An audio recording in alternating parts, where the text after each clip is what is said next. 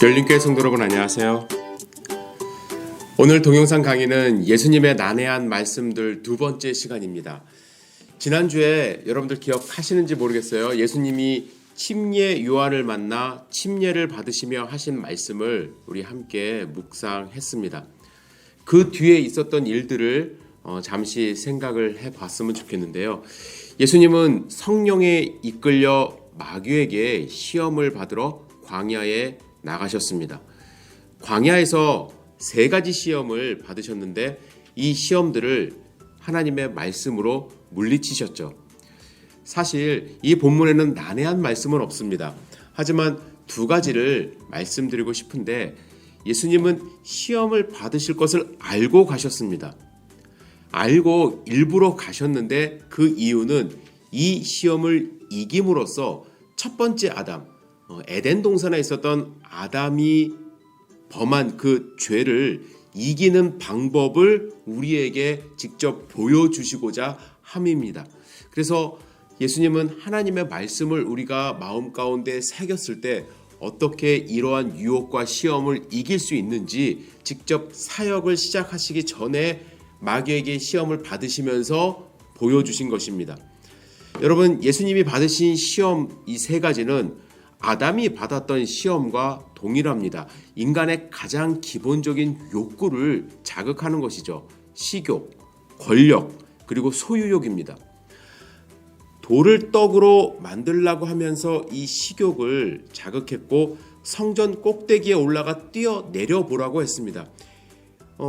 이렇게 시험한 이유는 그 모습을 보는 많은 사람들이 예수님을 추앙할 것이기 때문에, 만약에 천사가 예수님을 받아준다면 성전 안에 있었던 많은 사람들이 예수님을 추앙할 것이기 때문에 그러한 권력욕, 사람들을 이끄는 그러한 욕구를 자극한 것이죠. 또한 마귀에게 절을 하면 이 세상의 모든 것을 주겠다고 소유욕에 대해서 유혹을 한 것입니다. 예수님은 이러한 시험을 이기셨죠. 그리고 나서 본격적으로 사역을 시작하십니다. 4장 17절에 보면 이때부터 예수께서 비로소 전파하여 이르시되 회개하라 천국이 가까워 왔느니라 하시더라. 이제부터 예수님은 시험을 이기신 후에 본격적으로 말씀을 전파하십니다. 그러면서 제자들을 부르십니다. 갈릴리 해변에 다니시다가 두 형제 베드로라 하는 시몬과 그의 형제 안드레가 바다에 그물을 던지는 것을 보고 그들에게 내가 너희를 사람을 낚는 어부가 되게 하리라 하시니 그들이 그물을 버려두고 예수님을 따릅니다. 그리고 바로 이어서 세베대의 아들 야고보와 요한을 부르시죠. 이렇게 베드로, 안드레, 야고보, 요한 첫 번째 제자된 사람들과 사역을 시작하시는데 온 갈릴리를 다니시며 가르치시고 병자를 고치셨습니다. 예수님의 이러한 사역은 초기부터 많은 인기를 끌었습니다. 수많은 사람들이 예수님께 나와왔습니다. 4장 25절에 보면 갈릴리와 데가볼리와 예루살렘과 유대와 요단강 건너편에서 수많은 무리가 따르니라는 말씀이 있습니다. 여기서 특별히 데가볼리는 유대인 땅이 아니라 여기는 이방인들 땅이었는데 거기서부터도 사람들이 와서 예수님을 따랐습니다.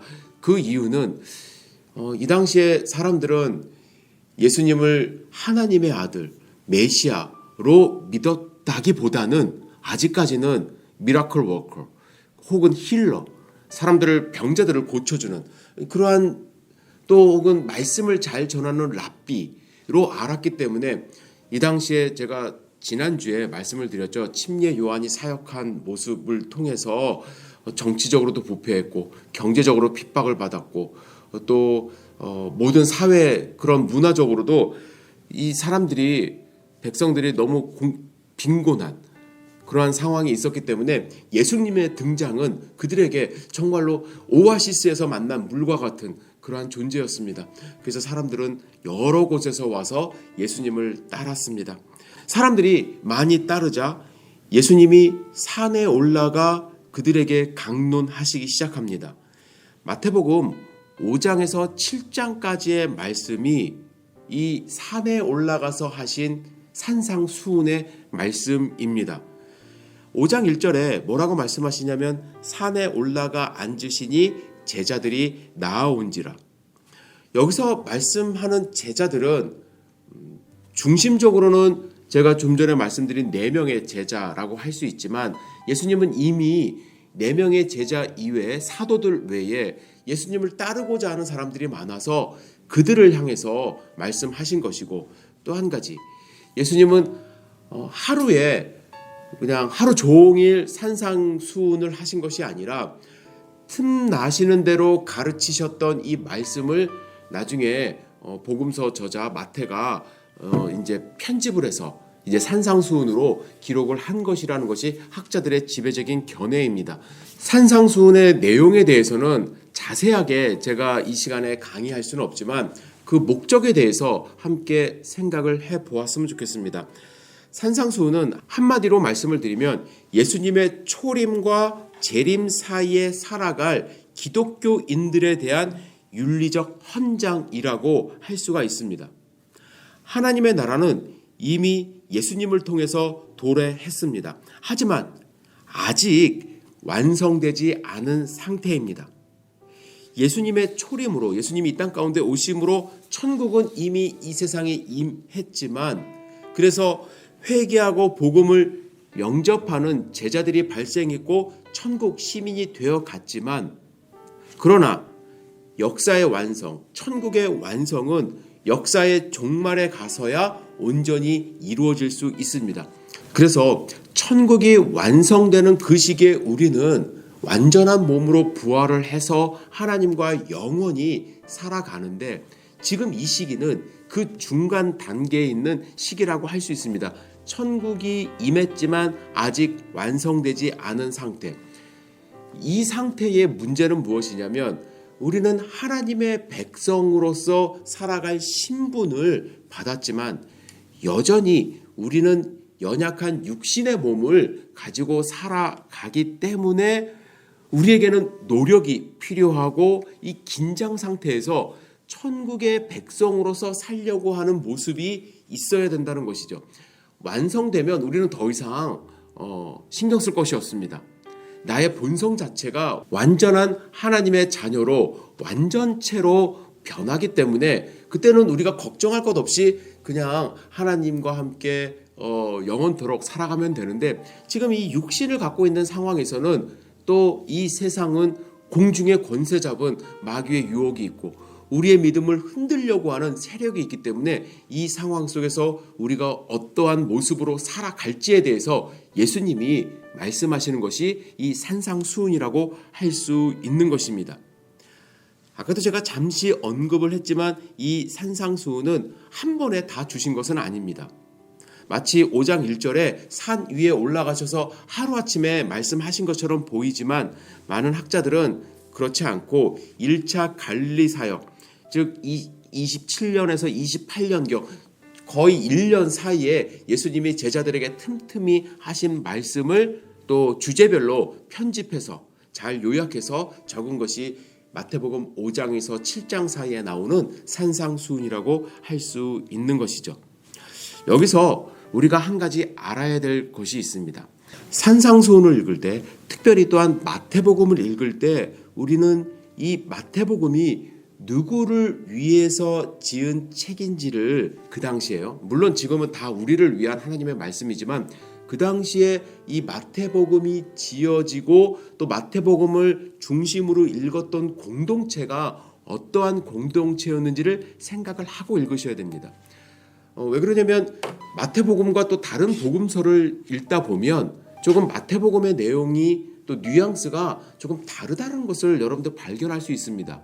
그 이유는 마태가 사역하고 있었던 그 공동체의 구성원이 대부분 유대교에서 넘어온, 혹은 지금도 유대교의 영향을 가진 사람들이 함께 있었기 때문에 그들에게 예수님이 어떤 분이시고 예수님의 말씀에 대해서 강론하는 그러한 배경을 갖고 있기 때문에 유대교 색채가 드러난다는 것을 여러분들이 알고 읽으셔야 합니다.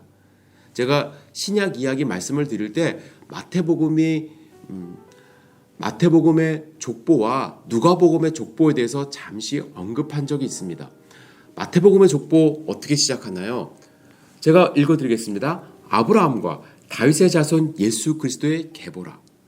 왜 이렇게 아브라함부터 이야기를 하냐면 유대인들에게 중요했던 것은 예수님이 바로 우리가 기대했던 메시아라는 것, 그리고 구약에서 아브라함과 다윗의 자손으로부터 메시아가 오겠다는 그 말씀을 기대하고 있었기 때문에 이들에게 증명해야 하고 이야기하는 것은 뭐 다른 것이 아니라 정말 예수님이 아브라함과 다윗의 자손임을 증명하는 것이어서 마태복음 1장은 그렇게 계보를 이야기를 하는 것이죠. 그러나 누가복음은 좀 달라요. 누가복음은 이방인들에게 전하는 복음이었기 때문에 아브라함과 다윗의 자손은 별 의미가 없어요. 자기들이 아브라함과 다윗의 자손이 아니기 때문에. 그러면 이 복음을 듣는 사람들과 예수님이 어떠한 연관성을 갖고 있는지를 증명해야 되기 때문에 누가는 예수님으로부터 시작해서 어디까지 올라가냐면 아담까지. 우리 모두 인류는 아담의 자손들 아닙니까? 우리가 그래서 예수님과 연관성이 있다. 우리를 위해서 예수님이 이 땅 가운데 오셨다를 그렇게 증명하는 것이죠. 자, 제가 마태복음을 읽을 때 족보뿐만 아니라 여러분 말씀을 이루려 하심이라, 이 말씀을 응하게 하려 하심이라. 그래서 구약의 말씀을 상당히 많이 인용합니다. 왜? 유대인들이 그 가운데 있었고 유대교에서 지금 기독교로 넘어가는 전환기 속에 있었던 사람들이 있었기 때문에 예수님을 그렇게 받아들이는 것이 훨씬 더 그들에게 이로웠고 또 그들에게 빠른 접근 방법이어서 그랬던 것이죠. 자, 산상수훈에도 이러한 말씀이 있습니다. 특별히 산상수훈을 읽다 보면 예수님이 율법에 대해서 재해석을 하십니다. 율법은 이렇게 말씀을 했으나 너희는 이렇게 하라. 율법에는 이렇게 기록이 되어 있으나 너희는 그렇게 하지 말고 이렇게 하라. 왜요? 유대인들은 율법을 그동안 그렇게 지켜왔거든요. 그래서 예수님이 율법에 대해서 재해석을 하는 부분이 많아서 그래서 예수님이 이렇게 말씀을 하시는구나, 이런 말씀이 마태복음에 많구나 라는 것을 알고 읽으셔야 되는데, 오늘은 난해한 말씀 한 구절을 여러분들과 잠시 나누려고 합니다. 제가 서론이 좀 길었는데요. 여러분들 성경을 펴시면 5장 3절부터 팔복에 대한 말씀이 있습니다. 팔복을 제가 먼저 읽어드리겠습니다. 심령이 가난한 자는 복이 있나니 천국이 그들의 것이며, 애통하는 자는 복이 있나니 그들이 위로를 받을 것이며, 온유한 자는 복이 있나니 그들이 땅을 기업으로 받을 것이며, 의에 주르고 목마른 자는 복이 있나니 그들이 배부를 것이며, 긍휼히 여기는 자는 복이 있나니 그들이 긍휼히 여김을 받을 것이며, 마음이 청결한 자는 복이 있나니 그들이 하나님을 볼 것이며, 화평하게 하는 자는 복이 있나니 그들이 하나님의 아들이라 일컬음을 받을 것이며, 의를 위하여 박해를 받는 자는 복이 있나니 천국이 그들의 것임이라. 여러분, 예수님은 강해를 시작하시면서 그들이 구약 율법을 통해서 갖고 있었던 복의 개념을 송두리째 바꿔주셨습니다. 구약의 율법은 무엇을 하면은 무엇을 얻을 것이다 라는 것이 기본 전제입니다. 하나님의 말씀에 순종하면 너희들이 복을 얻을 것이다. 하나님의 말씀에 순종하면 내가 너희의 하나님이 될 것이다. 너희는 땅을 얻을 것이고 자손이 풍성해질 것이다. 이렇게 만약에 무엇을 하면 조건이 붙는 것이 또 하나님이 구약에서 주시는 율법의 핵심 내용입니다. 그러나 예수님은 그 율법에 대해서, 그 법에 대해서 송두리째 개념을 바꿔주셨는데, 구약은 doing, 어떠한 행위에 초점이 맞춰져 있는 복이라고 한다면, 예수님이 강조하시는 복은 being, 존재에 대한 말씀입니다. 심령이 가난한 자, 심령이 가난하다는 것은 심령이 가난해지려고 노력하는 것이 아니라 심령이 가난한 자가 되면 그 자체가 복이라는 것입니다.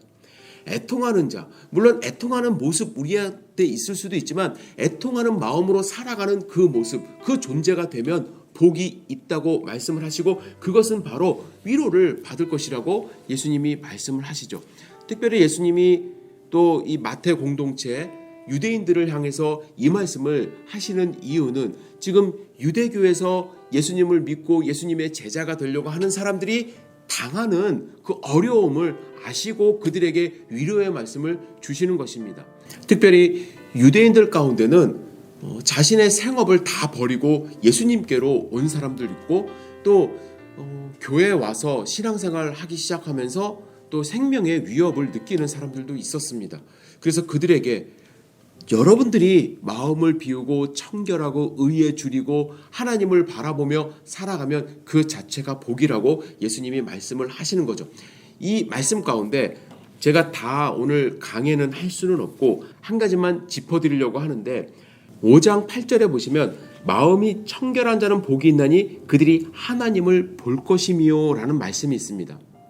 이 말씀에 대해서 역사적으로 상당히 많은 해석들이 있습니다. 왜냐하면 우리는 알고 있어요. 하나님을 보지 못한다는 것을. 그러면 예수님이 이 하나님을 볼 것이요라고 말한 이유는 무엇이고 이것을 우리는 어떻게 받아들여야 될까? 첫 번째는 하나님을 보게 된다는 것을 예수님의 얼굴을 보게 될 것이다 라고 해석을 했습니다. 예수님의 얼굴을 보게 된다는 것은 마지막 날에 예수님이 재림하시면 예수님의 얼굴을 본다는 의미로 해석한 것이죠. 당연하죠. 예수님이 재림하실 때 믿는 사람들은 부활하여서 예수님을 만나게 되죠. 그런데 좀 거리감이 있습니다. 예수님은 지금 볼 것이다 라고 말씀을 하셨는데 그것이 당신이 재림할 때 내 얼굴을 보게 된다는 의미로 그 말씀을 하셨다? 저는 조금 거리감이 있는 해석이라고 생각을 하고요. 또 한 가지는 하나님을 본다라는 의미를 육체를 입고 나타난 하나님을 본다는 의미가 아니라 영적으로 현현한 하나님을 보는 것이다 라고 주장을 하는 것입니다. 즉 실질적으로 하나님을 만난다는 것이 아니라 영적으로 무언가가 좀 신비롭게 하나님을 느끼는 느낌을 가질 수 있다라고 주장을 하는 것이죠. 이것도 예수님이 하나님을 본다라고 정확하게 말씀을 하셨기 때문에 조금 거리감이 있는 그러한 해석일 수 있고요.